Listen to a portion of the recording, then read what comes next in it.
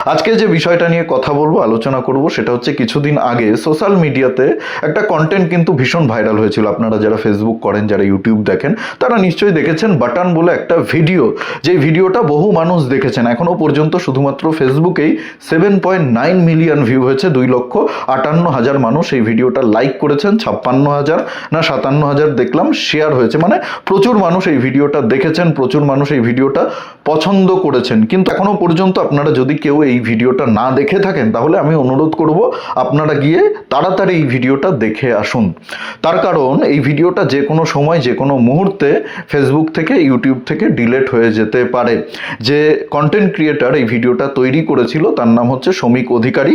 গতকালকে এই শমিক অধিকারীকে পুলিশ গ্রেপ্তার করেছে। কি কারণে গ্রেপ্তার করেছে, কেন গ্রেপ্তার করেছে, সবটাই আমি আপনাদেরকে বলবো। আসলে এই শমিক অধিকারীর বান্ধবী গুরুতর একটা অভিযোগ করেছে। যে অভিযোগের ভিত্তিতে শমিক অধিকারীকে গ্রেপ্তার করা হয়েছে সেটা হচ্ছে শমিক অধিকারী তার ওই বান্ধবীকে তার বাড়িতে এনে তার রুমের মধ্যে 2 দিন আটকে রেখে শারীরিকভাবে, মানসিকভাবে নির্যাতন করেছে। ফেব্রুয়ারির 2 তারিখে তার বান্ধবীকে বাড়িতে এনে রুমের মধ্যে আটকে রেখেছে।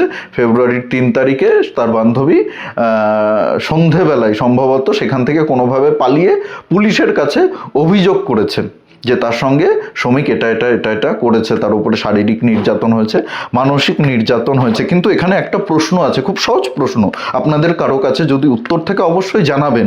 একটা মেয়েকে শমিক, তার বান্ধবী হোক, আত্মীয় হোক, পরিচিত হোক, যাই হোক না কেন, একটা মেয়েকে সে তার বাড়িতে এনে তার রুমের মধ্যে আটকে রাখলো 2 দিন।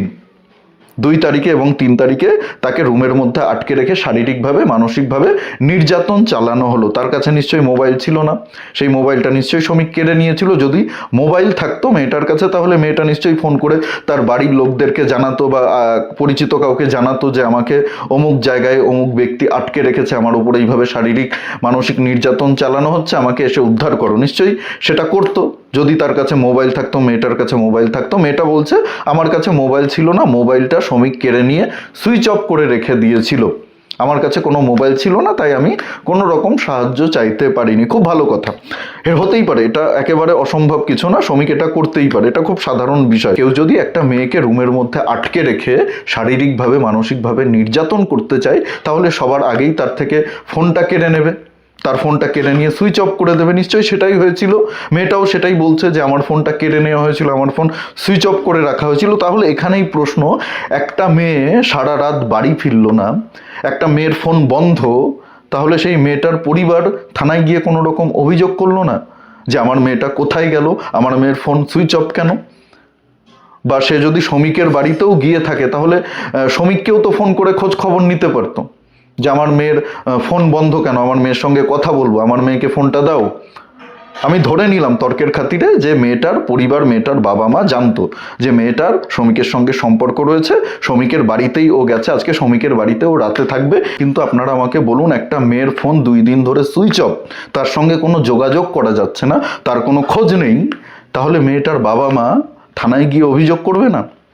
পুলিশের কাছে গিয়ে কমপ্লেন করবে না? মেয়েটা সেখান থেকে কোনোভাবে নিজেকে ছাড়িয়ে, নিজেকে উদ্ধার করে সেখান থেকে পালিয়ে থানায় গিয়ে অভিযোগ করছে। মেয়েটার বাবা মা কিন্তু অভিযোগ করেনি। 2 দিন ধরে, 2 তারিখ 3 তারিখ মেয়ে বাড়ি ফিরছে না, মেয়েটার ফোন সুইচ অফ, মেয়ের পরিবার থেকে থানায় কোনো অভিযোগ হচ্ছে না, কোনো কমপ্লেন হচ্ছে না।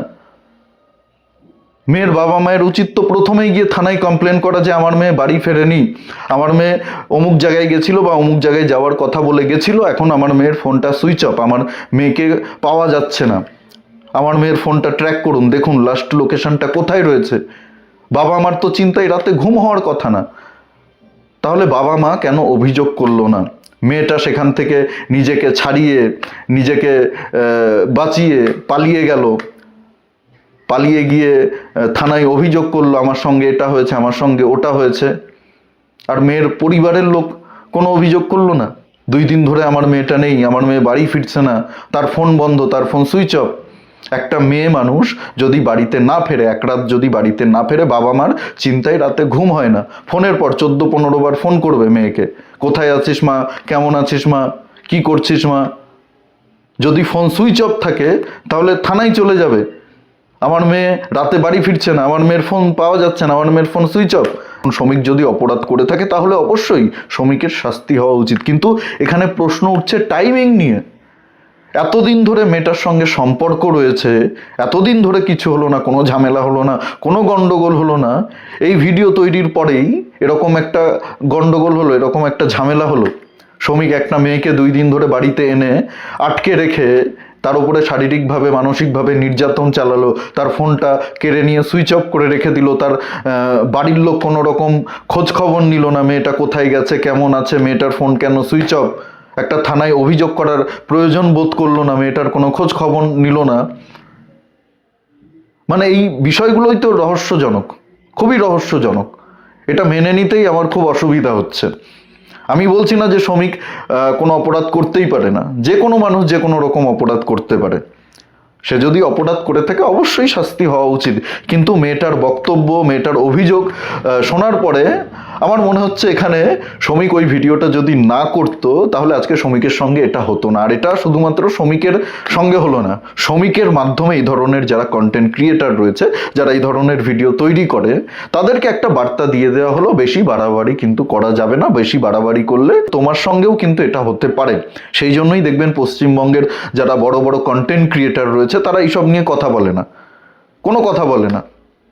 এই শ্রমিক ছেলেটা সাহস করে বলেছিল 26,000 ছেলেমেয়ের চাকরি কেন চলে গেছে, কেন মেয়েরা ধর্ষণ হলে 10 লক্ষ টাকা করে তাদের রেট ফিক্স করা হবে, এই সমস্ত প্রশ্ন তুলে সে ভিডিও তৈরি করেছিল। কোনো রাজনৈতিক দলের পক্ষে কথা বলেনি। ওই ভিডিওটা আপনারা ভালো করে দেখবেন, মন দিয়ে দেখবেন, কোনো রাজনৈতিক দলের পক্ষে কিন্তু কোনো কথা বলেনি যে অমুক রাজনৈতিক দল খারাপ, অমুক রাজনৈতিক দলকে ভোট দেবেন না, অমুক রাজনৈতিক দলকে ভোট দিন, বিজেপিকে ভোট দিন, বা সিপিএমকে ভোট দিন, বা কংগ্রেসকে ভোট দিন, বা তৃণমূলকে ভোট দেবেন না। কোনো রাজনৈতিক দলের নাম ওই ভিডিওতে উচ্চারণ করা হয়নি, নেওয়া হয়নি। কোনো রাজনৈতিক দলের কোনো লোগো, কোনো সিম্বল ওই ভিডিওতে ব্যবহার করা হয়নি। যে সমস্যা, সেই সমস্যাগুলো তুলে ধরা হয়েছে। আমরাই তো বোতাম টিপে ভোট দিয়ে একটা সরকারকে নির্বাচিত করি। সেই সরকার যদি দুর্নীতি করে তাহলে আমাদেরকে পরবর্তীতে ওই ভোট দেওয়ার আগে, বোতাম চেপার আগে সেগুলো ভাবতে হবে। কাদের জন্য 26,000 ছেলেমেয়ের চাকরি চলে গেল, কেন আরজি করের নির্যাতিতা বোন বিচার পেল না, কেন ধর্ষণ হলে একটা মেয়ের রেট ফিক্স করে দেওয়া হবে, তার বিচারের বদলে 10 লক্ষ টাকা তাকে দেওয়া হবে, তার বাড়ির লোককে দেওয়া হবে।